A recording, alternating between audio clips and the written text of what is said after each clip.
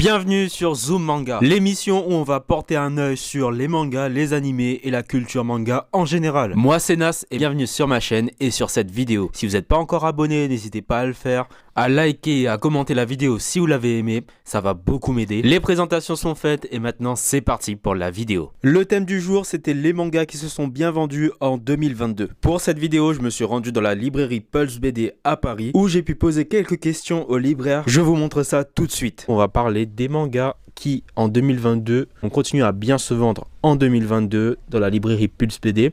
Et Alexis, il a pu avoir quelques titres qui sont plutôt bien ressortis au niveau des ventes et on vous dit ça tout de suite. Bah évidemment, du coup, les titres qui n'ont entre guillemets pas besoin de conseils, se sont très bien vendus. Hein, les gros titres, One Piece, c'est un mastodonte.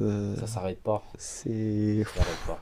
Waouh. Qui peut l'arrêter? Je sais pas. Demon Slayer, vu qu'il y a eu le dernier tome sorti, ça s'est un peu réduit. D'accord. Ça s'est un peu réduit petit à petit. Ça se vend toujours, mais un peu moins. Chainsaw Man, Spy X Family, Jujutsu Kaisen, l'appui des animés a forcément aidé. Hein.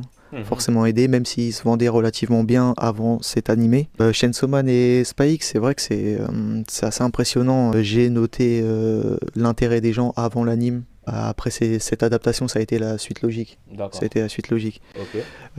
Comparé à d'autres, comme par exemple Tokyo Revenger, j'ai en tête, où vraiment l'anime a fait exploser les ventes du manga. Les shonen, c'est ce qui fonctionne le plus. D'accord. C'est ces mangas qui ont le plus d'exposition, que ce soit les adaptations animées, la plupart c'est des shonen. Les promos que font les éditeurs pour lancer leurs titres, c'est des shonen. Donc forcément, c'est ce que je vends le plus régulièrement. Après, moi, ce que j'aime faire, c'est à côté de ces gros titres, mettre des titres un peu plus de niche pour potentiellement faire découvrir aux gens. Rayon, je le classe sous forme de catégorie, de genre. Je trouve ça cool parce que déjà pour les néophytes un peu, par exemple pour faire un cadeau ou quoi que ce soit, je trouve ça sympa d'avoir mis ça en place. Comme ça, une personne qui ne connaît rien au manga, elle voit le genre science-fiction, elle se dit je peux voir un truc qui m'intéresse. Exactement. Et du coup ça mélange les shonen, les seinen, les shoujo, les josei. Donc ils peuvent découvrir des titres qui ne connaissent pas, tout simplement. Du coup, au-delà des gros titres, évidemment, les libraires, en tout cas pour ma part, ont envie de défendre des titres qui leur tiennent à cœur. Par chance, récemment, il y a des titres qui me tiennent à cœur, qui fonctionnent assez bien. Je pense à Aoashi, par exemple. Aoashi, bien sûr. Ouais, c'est un manga, moi, qui me tient vraiment à cœur. J'ai fait pas mal d'années de foot. Et c'est fou à quel point cet auteur est précis dans l'apprentissage du foot. Clairement. Les exercices, les entraînements, les matchs, tout est expliqué, c'est vraiment bien détaillé. C'est assez impressionnant et je te le confirme. Hein.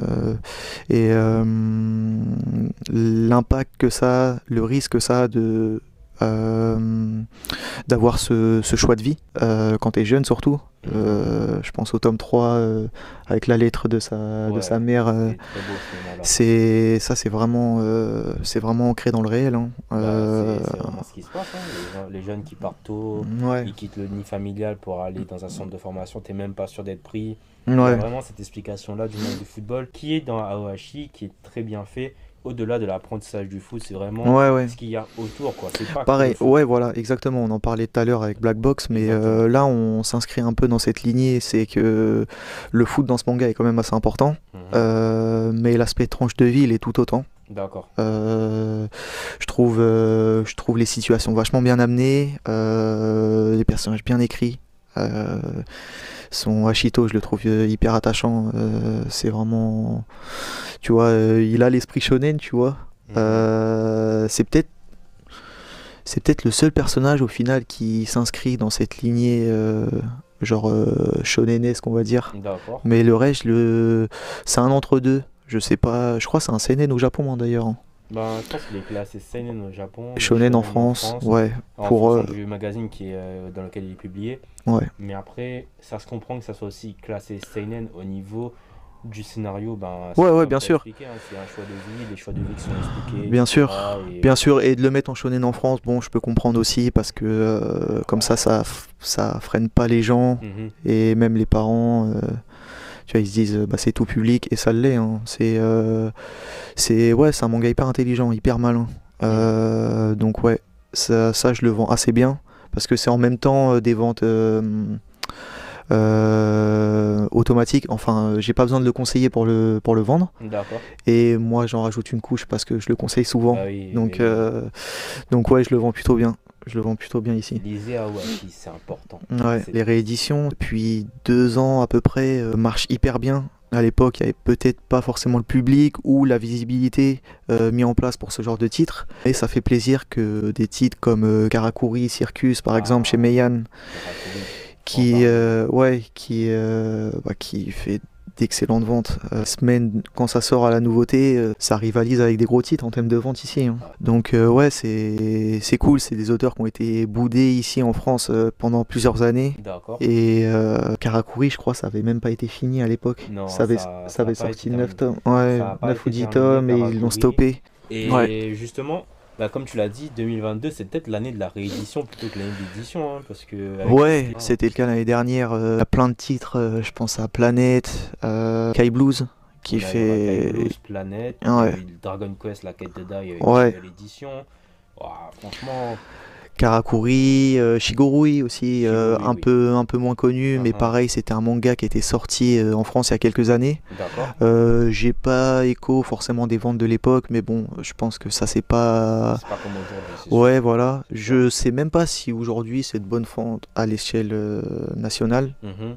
En tout cas, moi, je le conseille plutôt bien. Je fais un peu une propagande autour de ce titre quand je peux, parce que faut pas le mettre entre les mains de tout le monde. Shigorui, du coup, c'est aussi chez Meian. Très bon rapport qualité-prix déjà. Il faut le souligner. Et ouais, c'est un manga de samouraï en gros qui bouscule le genre déjà en lui-même, je trouve. Mm. C'est un manga pas très conventionnel, on va dire.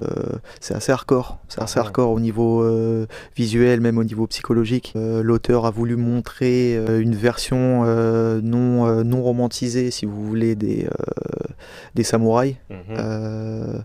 Peut-être un peu plus réaliste. Du coup, c'est assez plaisant. Un peu comme dans Black Box, il n'y a pas tellement de protagonistes dans ce manga. Ok. Donc, moi, j'aime beaucoup. Je l'ai plutôt bien vendu cette année. Karakuri aussi, j'en reviens. Pour le coup, il se vend vraiment tout seul, hein. Ah ouais? Ouais, à ce point, je m'y attendais Karakuri, pas. Ouais. il y a... Je le conseille, hein, mais très peu au final, parce que soit les gens ont eu écho de ce titre et Mhm. ont envie de se lancer eux-mêmes. Ça se vend plutôt bien, l'édition elle est belle en plus. Ouais, ouais, attends, je vais la Franchement, montrer. bien Oh, sûr, oui, vas-y. oh. Ouais, c'est vrai que c'est potentiellement la plus belle édition cette année. Sortie cette année, ouais. Avec. Non, j'allais dire Lono Fenket, mais c'est sorti l'année dernière, pardon. On est sur un tome et demi, 2 tomes sur Un tome et Karakuri. demi, je crois. Un tome Un et tome et demi? demi, j'ai jamais eu en main De- l'édition précédente. Bah oui, ça va être compliqué de les avoir. Mais je crois que c'est un tome et demi, ouais. Un tome et demi, je découvre Ça, ça aussi en même temps que la réédition.